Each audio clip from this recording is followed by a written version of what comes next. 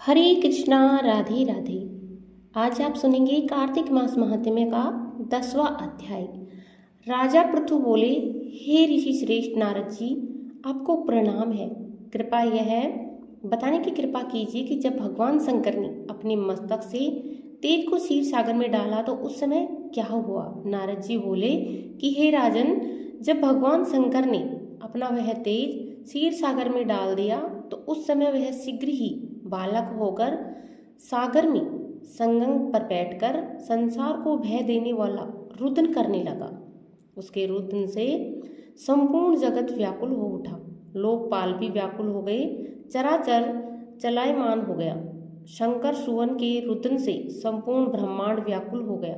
यह देखकर सभी देवता और ऋषि मुनि व्याकुल होकर ब्रह्मा जी की शरण में गए और उन्हें प्रणाम कर उनकी स्तुति करने लगे। उन सभी ने ब्रह्मा जी से कहा, हे पितामह, यह तो बहुत ही विकट परिस्थिति उत्पन्न हो गई है।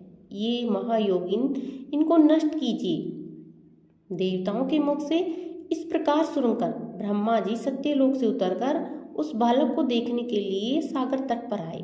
सागर ने ब्रह्मा जी को आता देखकर उन्हें प्रणाम किया और बालक को उठाकर उनकी गोद में दे दिया। आश्चर्यचकित होते हुए ब्रह्मा जी ने पूछा कि हे सागर, ये बालक किसका है?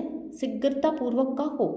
सागर विनम्रता पूर्वक बोला, प्रभु, यह तो मुझे ज्ञात नहीं है, परंतु मैं ये इतना अवश्य जानता हूँ कि यह गंगा सागर के संगम तट पर प्रकट हुआ है। इसलिए हे जगत गुरु, आप इस बालक का जात कर्म आदि संस्कार करके इसका जातक फल बताइए। नारद जी राजा पृथु से बोले, सागर ब्रह्मा जी के गले में हाथ डालकर बार बार उनका आकर्षण कर रहा था। फिर तो उसने ब्रह्मा जी का गला इतनी जोर से पकड़ा कि उससे पीड़ित होकर ब्रह्मा जी की आंखों से आंसू टपकने लगे।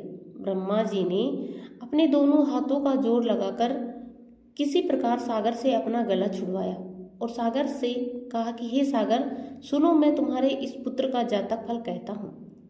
मेरे नेत्रों में जो यह जल निकला है, इस कारण इसका नाम जलंधर होगा। उत्पन्न होते ही यह तरुणावस्था को प्राप्त हो गया है, इसलिए यह सब शास्त्रों का पारगामी, महापराक्रमी, महावीर, बलशाली, महायोद्धा और रण में विजय प्राप्त करने वाला होगा। यह बालक सभी दैत्यों का अधिपति होगा। यह किसी से भी पराजित न होने वाला तथा भगवान विष्णु को भी जीतने वाला होगा। भगवान शंकर को छोड़कर यह सबसे अवध्य होगा। जहाँ से इसकी उत्पत्ति हुई है यह वहीं जाएगा। इसकी पत्नी बड़ी पतिव्रता, सौभाग्यशाली, श्रवांग सुंदरी, परम मनोहर, मधुर वाणी वाली और शीलवान होगी। सागर से इस प्रकार कहकर ब्रह्मा जी ने शुक्राचार्य को बुलवाया और उनके हाथों से बालक का राज्याभिषेक कराकर स्वयं अंतर ध्यान हो गई। बालक को देखकर सागर की प्रसन्नता की सीमा न रही। वह हर्ष मन से घर आ गया। फिर सागर ने उस बालक का पालन पोषण कर उसे पुष्ट किया और फिर कालनेमी नामक असुर को बुलाकर वृंदा नामक कन्या से विधि पूर्वक उसका विवाह करवा दिया। उस विवाह में बहुत बड़ा उत्सव हुआ। श्री शुक्राचार्य के प्रभाव से पत्नी सहित जलंधर दैत्यों का राजा हो गया। अगर आपको कथा अच्छी लगती है तो वीडियो को लाइक शेयर कीजिएगा और चैनल पर नए हो तो चैनल को सब्सक्राइब जरूर कीजिएगा और कमेंट बॉक्स में श्री हरि विष्णु की जय जरूर लिखिए। इसी प्रकार अपना सहयोग बनाए रखिए और रोज सभी कथाएं इसी प्रकार से सुनते रहिए। राधे राधे।